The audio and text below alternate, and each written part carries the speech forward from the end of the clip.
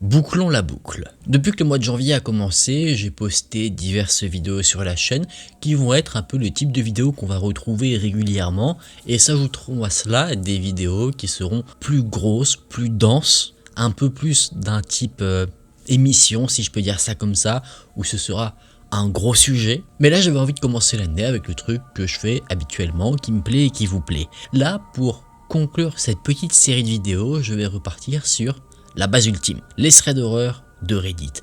Et dans ces histoires-là, on a à chaque fois un point commun, un point que vous appréciez tout particulièrement, ce qui peut être assez étonnant. Ce point commun, c'est que ce sont toutes des histoires qui se passent à domicile. Peut-être que vous vous sentez en sécurité chez vous. Après avoir entendu ces histoires, ça va peut-être changer. J'espère que cette vidéo vous plaira. Si c'est le cas, n'hésitez pas à laisser un j'aime. Sachez que ça me soutient énormément et à mon chat, ça lui fait extrêmement plaisir. C'est pour ça qu'il vient à chaque fois que je fais le petit rappel. N'hésitez pas aussi à vous abonner. Et si vous souhaitez me partager votre histoire ou juste me suivre, je vous laisse mon Instagram, AkenTV, qui s'affiche à l'écran. Je vous retrouve avec grand plaisir là-bas. Et si maintenant vous êtes prêts, laissez-moi vous raconter notre première histoire. Dans notre première histoire, nous allons nous intéresser à un témoignage qui a été rédigé par quelqu'un que nous allons appeler Cole. Cole nous explique qu'il a emménagé avec sa grand-mère, tout simplement parce qu'il avait obtenu un travail qui se trouvait dans la rue où elle vivait.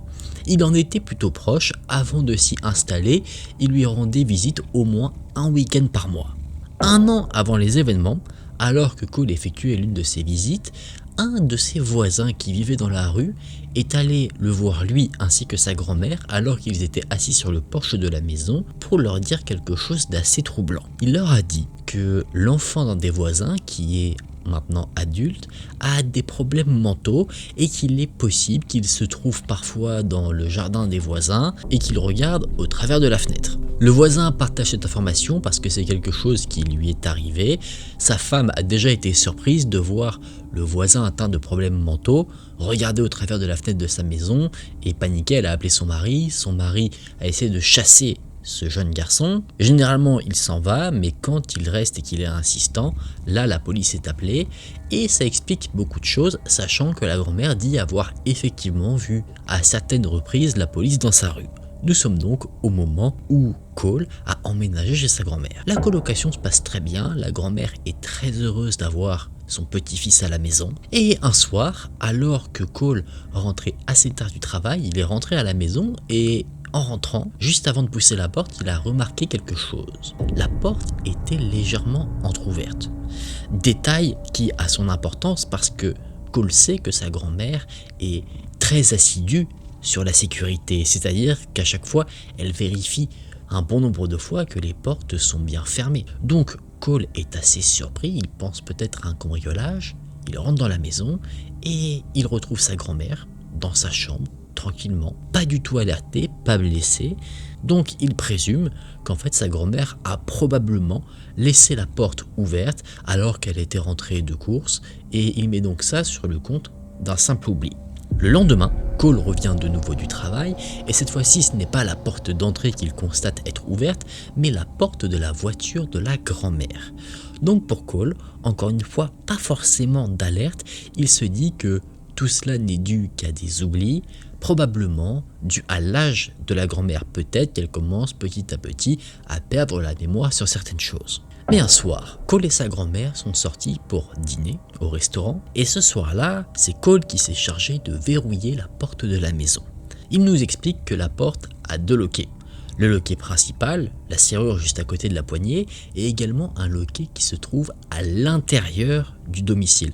Vous savez, c'est un peu le type de fermeture qu'on peut voir dans les films, notamment les films américains, qui permet d'entrouvrir la porte sans risquer que quelqu'un ne la force. Cole nous dit que ce loquet-là est assez difficile à fermer quand on est à l'extérieur de la maison. C'est une vraie galère. Donc ce soir-là, Cole, qui avait un peu du mal à fermer cette fameuse fermeture, a décidé de ne pas la fermer, de juste verrouiller la porte normalement. Le dîner se passe très bien, Cole et sa grand-mère passent un merveilleux moment et vient ensuite le temps de rentrer à la maison. Cole s'avance vers la porte, il met sa clé dans la serrure, il la déverrouille et il ouvre la porte. Sauf que là, problème, la porte ne s'ouvre pas totalement. Elle est comme bloquée par la fameuse fermeture, sauf que rappelez-vous, Cole, cette fameuse fermeture-là, il ne l'avait pas mise. Donc, tout de suite, dans la tête de Cole, il y a une situation qui se présente. Pour lui, quelqu'un est rentré dans la maison et a verrouillé la porte de l'intérieur. Cole déverrouille la fermeture, il rentre dans la maison et là, surprise, rien n'a été volé. Ou même, rien n'a été déplacé. Donc Cole ne comprend pas. Il est intrigué mais de manière négative. Il se dit que quelqu'un s'amuse avec lui et avec sa grand-mère. Quelqu'un les a observés en train de partir et cette personne est rentrée dans la maison et a joué avec la porte pour montrer d'un côté à Cole que cette personne a réussi à rentrer dans la maison. Cole a un pressentiment. Il a déjà une idée de qui est responsable de tout cela. Pour lui, c'est la fameuse personne atteinte de maladie mentale qui a probablement vu où sa grand-mère cachait un double des clés, peut-être sous le tapis, peut-être dans une plante, ce genre de choses. Et il pense à cela parce que si c'était un cambrioleur, il y aurait eu des objets qui auraient été volés, sauf que ce n'était pas le cas. Là, vous vous attendez probablement à ce que je vous dise qu'il y a eu des révélations, c'est effectivement l'individu atteint de maladie mentale, ou c'est peut-être quelqu'un qui voulait cambrioler mais qui a été pris sur le fait quand Cole et sa grand-mère sont revenus. Non, l'histoire s'arrête là. En l'état. Allez, viens mon chat. Je sais que ça te plaît pas que l'histoire s'arrête comme ça, mais c'est pas moi qui l'ai écrite, c'est pas moi qui l'ai vécu, je peux pas créer des fins. Oui, bah me sentir le pouce, ça va pas créer une fin non plus, hein. Je sais, tu regardes la caméra, t'espères que peut-être les abonnés vont avoir des théories, c'est ça? Peut-être qu'ils vont les écrire dans les commentaires. Si tu me fais un bisou, je dis une de mes théories. Allez, c'est bon. Ma théorie, elle va être très nulle, c'est que c'est effectivement l'individu atteint de maladie mentale. C'est la théorie de la facilité. Ou sinon, ça peut être quelqu'un qui observe la grand-mère ou qui observe Cole. On va dire que toutes les théories sont envisageables, mais dans l'histoire, dans les faits, qu'est-ce que nous dit Cole? Il nous dit qu'il va changer les serrures rapidement et installer un système qui, si jamais la situation se reproduit, eh bien lui permettra d'en avoir le cœur net. Cole, à part la petite théorie que je vous ai dit, n'a pas d'idée de qui c'est, et il nous dit que il vit dans un état où le port d'armes à feu est autorisé. Donc il espère que la personne qui joue à ce petit jeu malsain n'est pas quelqu'un d'armé, que c'est quelqu'un d'inoffensif, et encore mieux que tout cela, il espère que la situation qu'il a vécue sera juste la dernière. Et je pense que vous serez d'accord avec moi, c'est tout ce qu'on peut lui souhaiter. Dans cette seconde histoire, nous allons voir le témoignage de Piper. Oui, je suis en train de me refaire charme, c'est de là-bas que je tire mon inspiration pour les noms. Cette histoire se passe début 2020, la Terre entière est touchée par le virus que nous avons bien connu, et Piper nous dit qu'elle venait de trouver un nouvel emploi dans une ville qui se trouvait pas trop loin de là où elle vivait, donc elle prévoyait de déménager. Mais en attendant de trouver un nouveau logement, sa sœur lui a proposé de louer sa maison à elle, une maison qui est inhabitée pour diverses raisons, mais du coup, la sœur de Piper avec son mari ont déménagé ailleurs, donc cette maison est là, disponible et inoccupée. En plus, le hasard fait bien les choses, c'est que cette maison se trouve pas loin de là où se trouve le nouveau travail de Piper.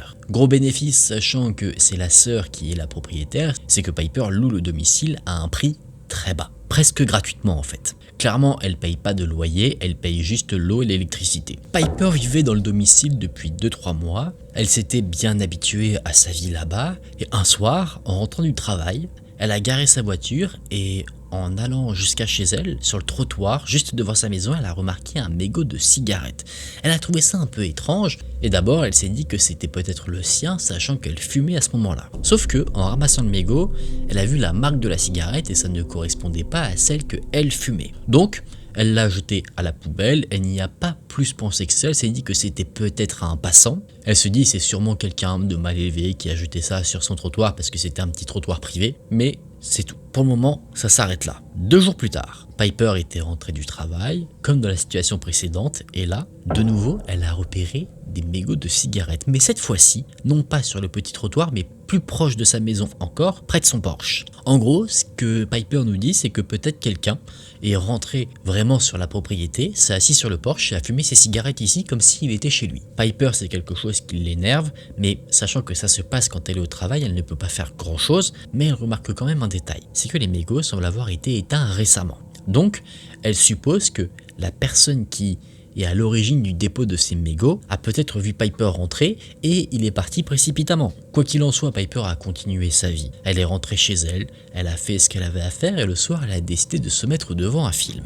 Il était assez tard, vers 1h du matin, Piper regardait son film sur un ordinateur portable et sachant qu'on était dans la période du Covid, qu'il était tard, que son quartier était très calme, elle a été surprise à un moment donné d'entendre quelqu'un passer en voiture dans sa rue. Quoi qu'il en soit, ce n'est pas quelque chose qui la met en alerte plus que ça, donc elle laisse couler, mais une demi-heure après, cette fois-ci elle entend des bruits de conversation devant chez elle. Piper a mis son film en pause, elle a essayé de tendre l'oreille pour essayer de discerner un petit peu des éléments de conversation, mais elle n'a pas réussi à comprendre quoi que ce soit. Piper n'a pas peur, elle est plus énervée en fait. C'est quelque chose qui la dérange, donc elle sort du canapé, elle va vers la porte d'entrée juste pour s'assurer que la porte d'entrée est bien verrouillée, et alors que elle s'approche de sa porte d'entrée, elle entend toujours les voix qui viennent de l'extérieur, sauf que elle remarque que ces voix se rapprochent de sa porte d'entrée et baissent en volume. Elle entend également des bruits de pas, donc ce qu'elle comprend c'est que quelqu'un ou plusieurs personnes se rapprochent de sa porte et en se rapprochant, les personnes chuchotent. Tout de suite, Piper comprend que le ou les individus qui se trouvent là veulent en fait rentrer chez elle par effraction. Piper s'est approchée prudemment de sa porte d'entrée, elle a posé l'oreille sur celle-ci, elle pensait entendre des bruits assez particuliers, des bruits de quelqu'un qui cherche à ouvrir une porte en la forçant, sauf que non, il n'y avait qu'un silence. Piper décide ensuite d'aller voir à la fenêtre pour voir si elle voit quelque chose. Et elle nous dit que ces fenêtres ont des sortes de barreaux qu'il faut déverrouiller de l'intérieur pour pouvoir voir à l'extérieur. Je ne connais pas ce mécanisme, mais c'est ce que Piper a chez elle. Donc elle utilise ce fameux mécanisme et en déverrouillant ces fameux barreaux, elle voit qu'il y a un homme appuyé contre la fenêtre. Cet homme semblait être très surpris de voir Piper.